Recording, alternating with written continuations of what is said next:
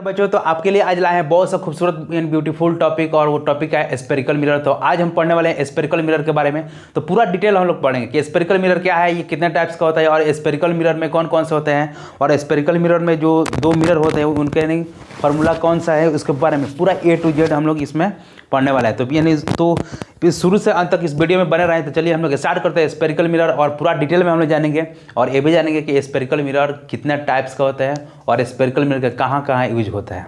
चलिए हम बात करते हैं स्पेरिकल मिरर। जैसे कॉमनली बात करते हैं जैसे स्पेरिकल मिरर, जैसे यानी साइड रियर मिरर के फॉर्म में, जैसे कोई गाड़ी है उसके बगल में मिरर लगा रहता है, उसका स्पेरिकल यानी स्पेरिकल मिरर का एक टाइप्स का मिरर लगा रहता है। और जैसे डॉक्टर भी यूज करते हैं स्पेरिकल मिरर। तो कौन सा स्पेरिकल मिरर का कौन कहाँ पे यूज करते हैं, पूरा डिटेल में हम लोग पढ़ने वाले हैं यहाँ से। तो चलिए हम लोग शुरू करते हैं यानी स्पेरिकल मिरर। थोड़ा इसको हम डिफाइन करते हैं, और ये स्पेरिकल मिरर के बारे में पूरा हम लोग यानी टू द पॉइंट यानी इसको हम लोग एक्सप्लेन करेंगे, यहाँ से पढ़ने वाले हैं। तो सबसे पहले हम बात करेंगे स्पेरिकल मिरर क्या है, गोलीय दर्पण, उसके बारे में हम लोग आगे बढ़ेंगे। यानी गोलीय दर्पण, गोलीय दर्पण, गोलीय दर्पण, इसको हम लोग बोलते हैं स्पेरिकल मिरर। स्पेरिकल मिरर, ठीक है। तो इस स्पेरिकल मिरर के बारे में आज हम लोग पढ़ने वाले हैं। तो ये जो स्पेरिकल मिरर क्या है, तो पूरा हम लोग जानेंगे यहाँ से पूरा डिटेल में। तो सबसे पहले हम बात करते हैं स्पेरिकल मिरर पढ़ने के लिए हम लोग एक फिगर बनाते हैं यहाँ से। ये क्या है, स्फीयर है। ये क्या है, एक गोलीय कांच है, गोलीय कांच। ठीक है। अब इस गोलीय कांच को ट्रांसपेरेंट, ये क्या है, ट्रांसपेरेंट है, ट्रांसपेरेंट। ट्रांसपेरेंट मतलब पारदर्शी, पारदर्शी, पारदर्शी का मतलब, पारदर्शी का मतलब क्या होता है, यानी पारदर्शी का मतलब ट्रांसपेरेंट, यानी जिससे लाइट आर पार यानी चला जाए। तो ये आपका गोलीय कांच हो गया। और इस गोलीय कांच में हम लोग जैसे इसके दो साइड को हम लोग पेंट करते हैं, एक साइड अंदर से यानी बाहर से, और एक साइड अंदर से, एम और एम डैश, और ये पी पॉइंट यहाँ पर नहीं, पी नहीं, एस पॉइंट। तो पेंट करने के बाद एक ये मिरर बन गया। इस मिरर को हम लोग बोलेंगे कॉनकेव मिरर, यानी अवतल दर्पण। यही ये मिरर है, और ये इसका केंद्र हो गया यानी सेंटर। अब जैसे एक साइड इसको जब अंदर से जब पेंट करेंगे तो एक और मिरर मिल गया। तो ये कितना हो गया, दो मिरर बन गया।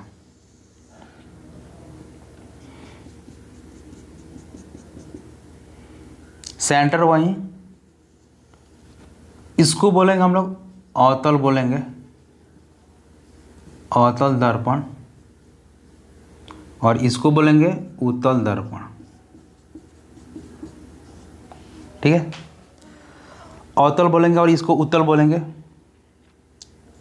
एम, ये M S, M M dash, और एस एम टी एम। तो ये जो उत्तल दर्पण कौन सा हो गया यहाँ से, एम टी एम डैश, और यहाँ से अवतल दर्पण कौन हो गया यहाँ से, एम एस एम डैश। तो ये दो दर्पण हुआ। तो इस दोनों दर्पण के बारे में हम लोग पढ़ने वाले हैं। तो ये जो गोलीय दर्पण कितने टाइप्स का हो गया, गोलीय दर्पण, गोलीय दर्पण दो टाइप्स का हो गया। ठीक है, एक हो गया यानी अवतल, अवतल दर्पण, और एक हो गया उत्तल दर्पण। उत्तल को हम लोग बोलेंगे कॉन्वेक्स मिरर, और एक को बोलेंगे यानी कॉनकेव मिरर, कॉनकेव मिरर। तो कॉनकेव मिरर किसको बोलेंगे और कॉन्वेक्स मिरर किसको बोलेंगे? तो देखिए उत्तल दर्पण के बारे में बात करते हैं। तो ये उत्तल दर्पण जो है, उत्तल मतलब यानी इसका जो है रिफ्लेक्टिंग सरफेस क्या है, बाहर की तरफ उठा हुआ है, ठीक है। ये सेंटर है, तो इसका क्या है, इसको बोलते हैं रिफ्लेक्टिंग सरफेस यानी परावर्तक सतह, परावर्तक सतह, ठीक है। रिफ्लेक्टिंग सरफेस बोलते हैं इसको, रिफ्लेक्टिंग सरफेस, रिफ्लेक्टिंग सरफेस। अब इसमें बात करते हैं,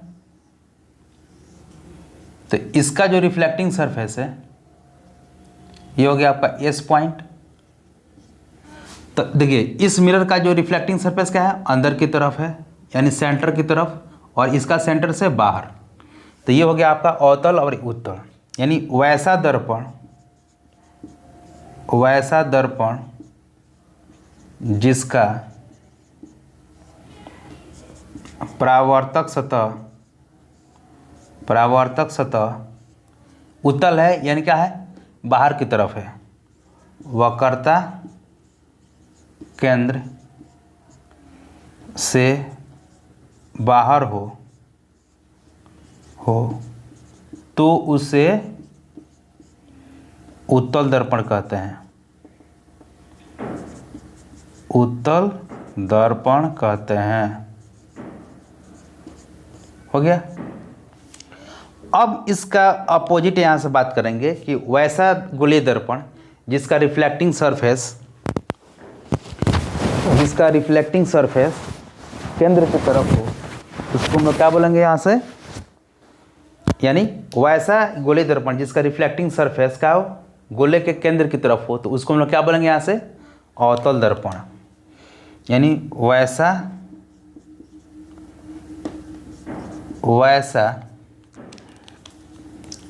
वैसा दर्पण, गोलीय जोड़ देते हैं अच्छा रहेगा, वैसा गोलीय दर्पण जिसका वक्रता केंद्र, सॉरी परावर्तक सतह, परावर्तक सतह वक्रता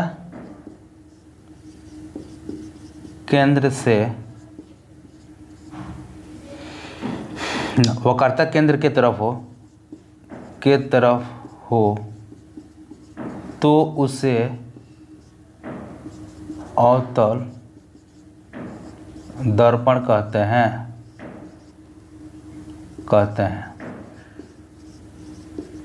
तो कितना सिंपल है यहाँ से। तो वैसा दर्पण जिसका परावर्तक सतह यानी गोला के केंद्र की तरफ होगा तो उसको अवतल बोलेंगे, और वैसा दर्पण जिसका यानी परावर्तक सतह यानी गोलीय यानी दर्पण के केंद्र से बाहर होगा तो उसको उत्तल दर्पण बोलते हैं। एकदम सिंपल। चलिए तब तक इसको उतारिए, फिर हम लोग आगे बढ़ते हैं यहाँ से।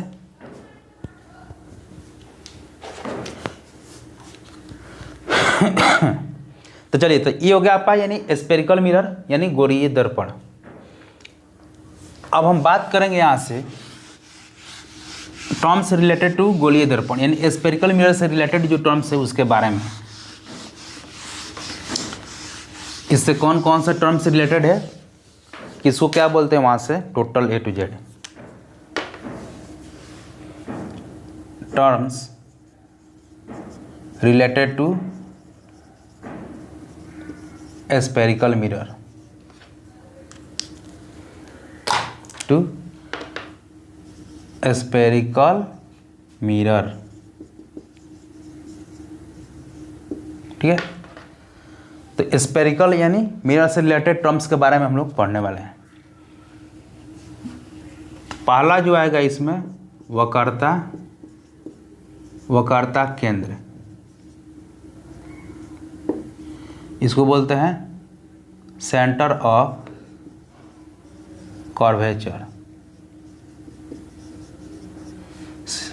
कर्वेचर हो गया CUR, कर्वेचर VATUR। इसको हम लोग C से लिखते हैं। तो इसको कैसे डिफाइन करेंगे, तो गोलीय दर्पण जिस गोले का गोलीय दर्पण जिस गोले का केंद्र होता है, गोले का केंद्र होता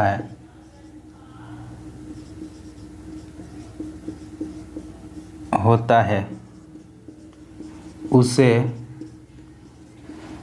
वक्रता केंद्र कहते हैं, वक्रता केंद्र कहते हैं। इसे सी से सूचित करते हैं।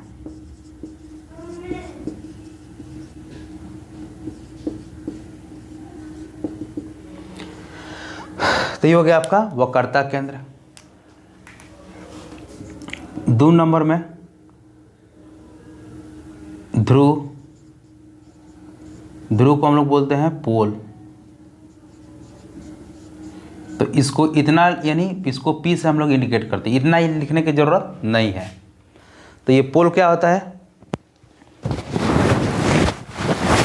ये पोल क्या होता है,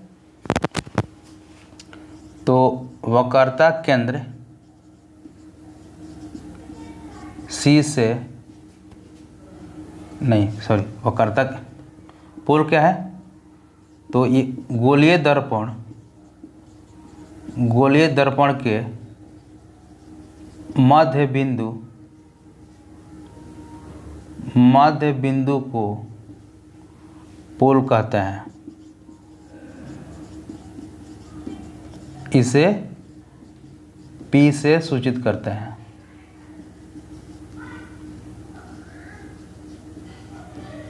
ठीक है, तो पोल हो गया।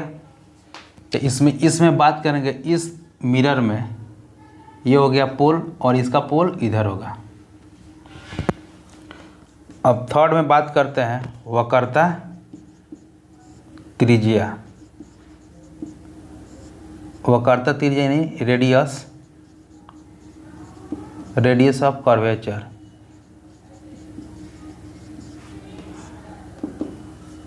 ठीक है, तो वक्रता त्रिज्या क्या होता है,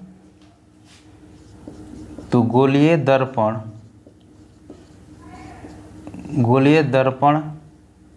के त्रिज्या को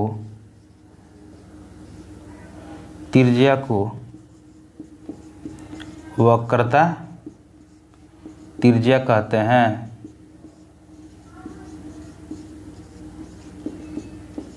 इसे R से सूचित करते हैं।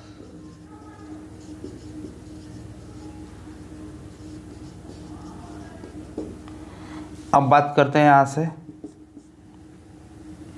द्वारक एपर्चर। ठीक है, तो इस गोलीय दर्पण को 2 भाग में, यानी गोलीय दर्पण को व्यास को एपर्चर बोलते हैं, यानी द्वारक बोलते हैं, एम डैश, यानी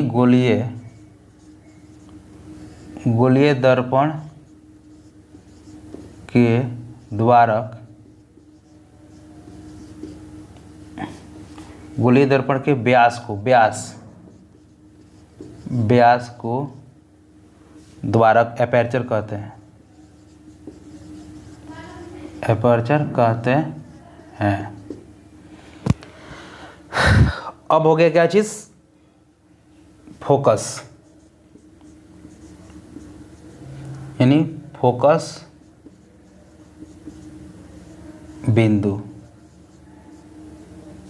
यानी फोकल पॉइंट। इसको हम लोग कैपिटल F से लिखते हैं। ठीक है, तब तक इसको उतारिए, फिर हम लोग आगे बढ़ते हैं।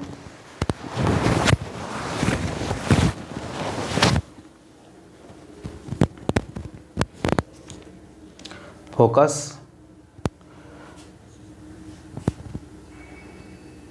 इसको हम लोग फोकस बिंदु को बाद में डिफाइन करते हैं, आगे इसको उतारिए, फिर हम लोग आगे बढ़ते हैं। चलिए, ये हो गया। अब बात करते हैं हम लोग फोकस बिंदु को। ये जितना भी टर्म है सब क्या है, इससे रिलेटेड टर्म्स हैं। फोकस बिंदु, फोकस बिंदु, फोकस पॉइंट।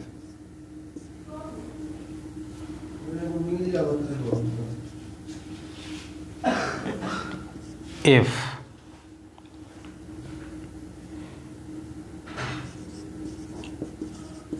प्रकाश के परावर्तन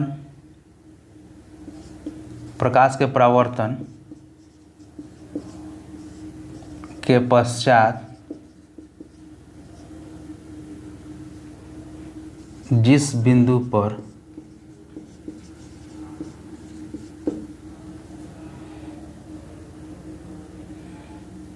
प्रकाश गुजरता है, जिस बिंदु से प्रकाश गुजरता है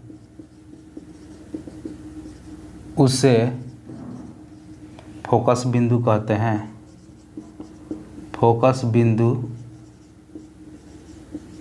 कहते हैं। इसे कैपिटल F से सूचित करते हैं। ठीक है। अब आगे यहाँ से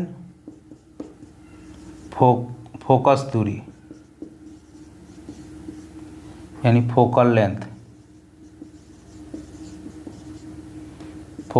यानी स्मॉल f। तो ये फोकल लेंथ क्या होता है? फोकस बिंदु तथा ध्रुव के बीच की दूरी को फोकस दूरी कहते हैं। इसे स्मॉल f से सूचित करते हैं।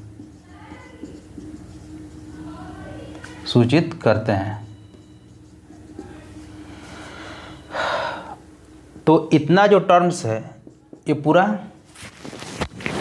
तो ये जो इतना टर्म है ये कंटिन्यू आने वाला है और पूरा इतना टर्म्स के बारे में हम लोग पूरा जानेंगे यहाँ से। और ये भी जानेंगे कि इसका साइन कन्वेंशन क्या आता है, कब प्लस होगा, कब माइनस होगा, कब निगेटिव होगा, पूरा A to Z हम लोग जानने वाले हैं। तब तक इसको उतारिए, फिर हम लोग आगे बढ़ते हैं यहाँ से।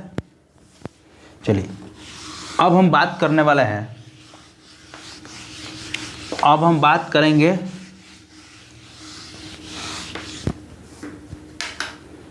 मुख्य फोकस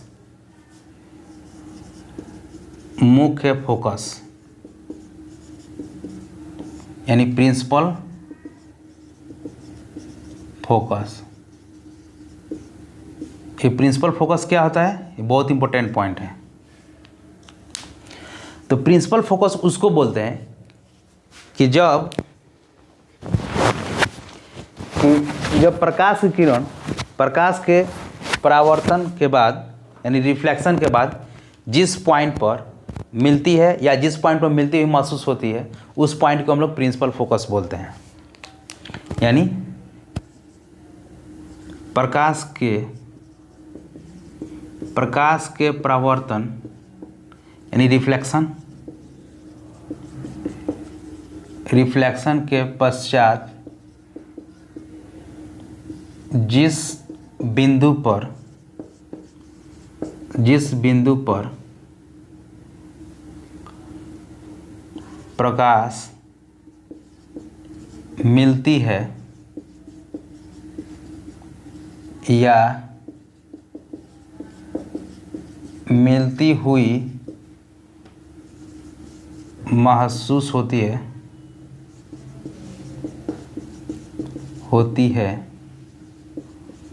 इसे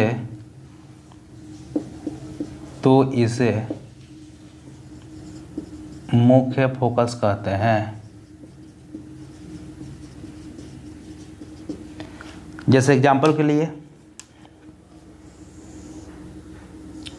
ये हो गया आपका अवतल दर्पण, कॉनकेव मिरर।